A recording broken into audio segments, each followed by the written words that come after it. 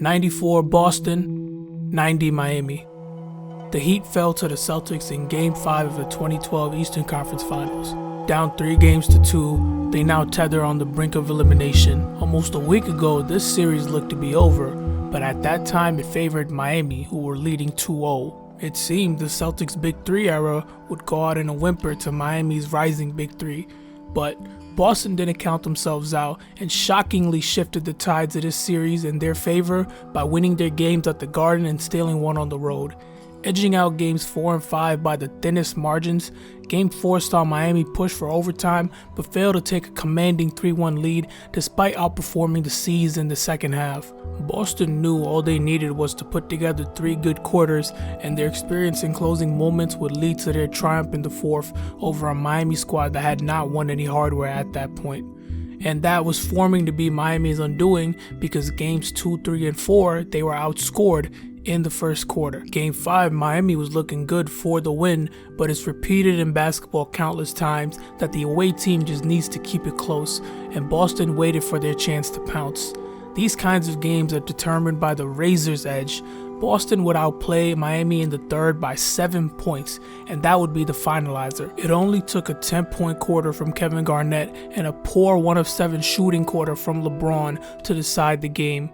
Wade tried his damnedest to bring it back, and I mean he really tried, and the Heat took the lead at one point, but this experienced Boston squad had a response for every one of Wade's buckets, and with less than a minute on the clock, Paul Pierce cleared the floor and danced LeBron into a dagger 3, stamping the Celtics' extraordinary series comeback. KG hit 2 free throws that sealed the victory evermore, and the Celtics left the stunned American Airlines Arena jubilated knowing they were 1 game away from the NBA Finals.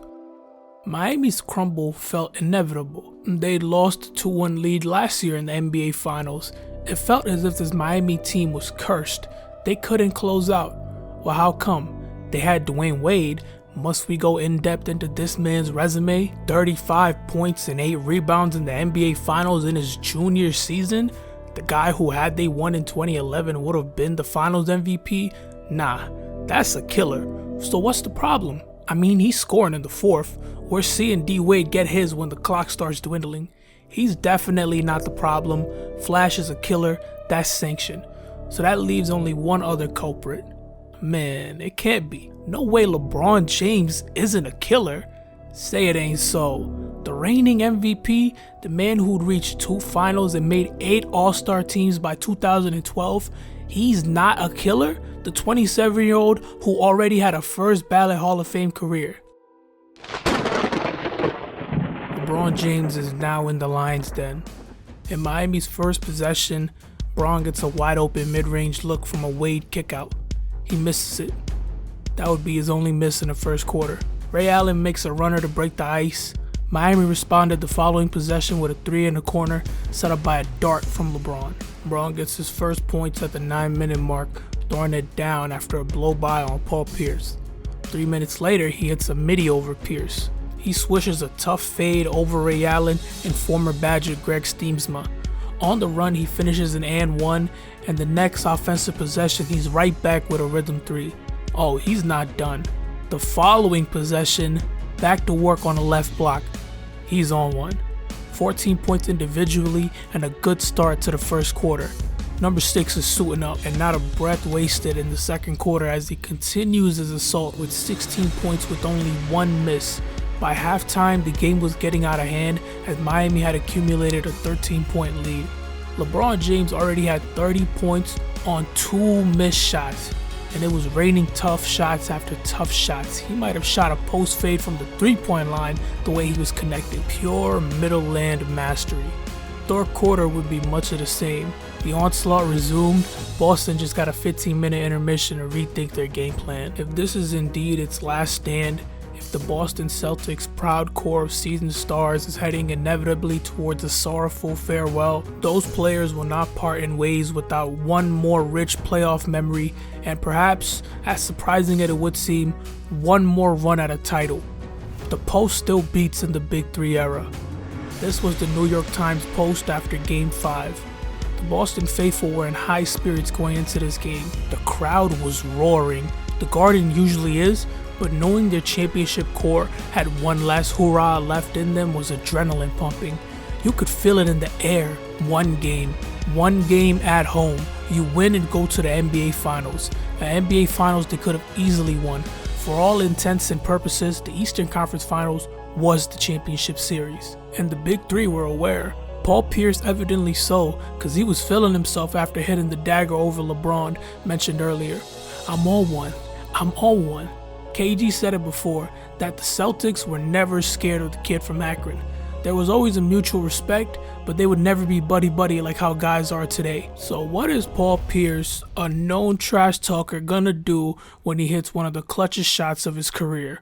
Well, he's gonna talk his Pierce, overheard by Fox Sports columnist Jennifer Floyd Engel, said, "I got your 5, 6, 7 right here."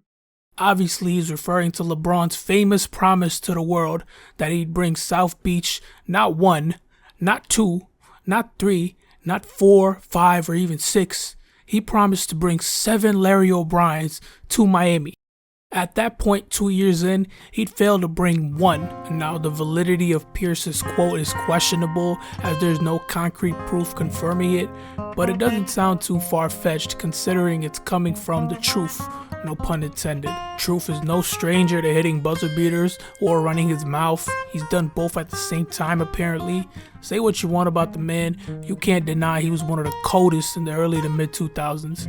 Despite how famous his shot over Al Harrington is, the coldness of it is elevated once you understand the context. That 3 with the clock turned off was Pierce's 21st point of the third. He was baking a prime Ron Artest. The next season, Artest would be named Defensive Player of the Year, and that guy was getting his ass handed to him. So Al Harrington had no business guarding Pierce one-on-one and talking back to him. What was he even saying to him? "I'ma hold you to 40? Well, he can't even say that because Pierce had 40 in game 1. But Harrington could hold that 3 though. Pierce finished that game with 37 points. He averaged 26, 9, and 6 with 2 steals for that series. This is the Paul Pierce most never had a chance to witness because Boston was rotting in mediocrity until the Big Three assembled. Paul Pierce was burnt toast trying to guard LeBron in the first half, so they tried matching up a bigger body with Petrus, then Brandon Bass. At one point, Rondo switched on to LeBron, which is a confusing defensive strategy to say the least. I wish I could hear Boston during a timeout. Was it a lot of, yeah, let me get a crack at it, and then the ensuing timeout, alright, let me try guarding them, and that continued until their carousel of defenders reached the end of the bench. It's gotta be a hopeless feeling to know that LeBron James was transcendent on that night, and that no matter who you put on him, they were getting worked regardless. And don't get the wrong idea, Boston was certainly not going to lay down and die, but every single run they attempted was nullified by that man. He had 41 by the 4th, and he concluded this masterpiece with a somber tune, because by that point the game was sealed, and the series for that matter as well. Game 7 stopped feeling like a Game 7 after the first half because Miami took complete control. Yes, the Celtics had the lead after 24 minutes, but you could sense that the minuscule lead was Miami's to usurp. Boston, terrified of the heaters LeBron could single-handedly go on when activated, elected to hack him, and he carved them up at the line from start to finish. And LeBron did what he does best by closing out the most pivotal series of the Heatles era by far by dropping 30 in a winner-go-home scenario. This was another game where his legacy was on the line. Yeah, Game 6 his back was to the wall, but the Heat weren't clear of danger yet. Lose here and his Game 6 performance was all for naught. Fourth quarter kicked off 73-73, a dead even game, 1 quarter to win the series and make it to the NBA Finals. The already proven Celtics had the edge in these moments all series. They had the championship DNA. Miami had won nothing.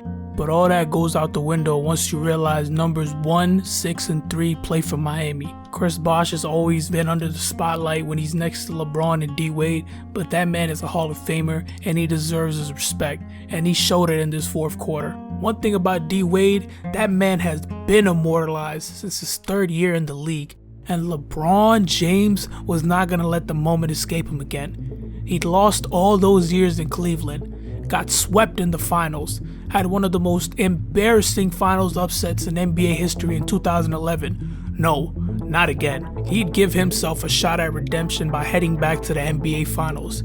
So his story couldn't end in the conference finals. There was a tombstone with Boston's name on it. He'd written it 2 nights prior. He ended the Big Three era for Boston. They showed up for his funeral, but that night, LeBron James was the gravedigger. Thanks for watching.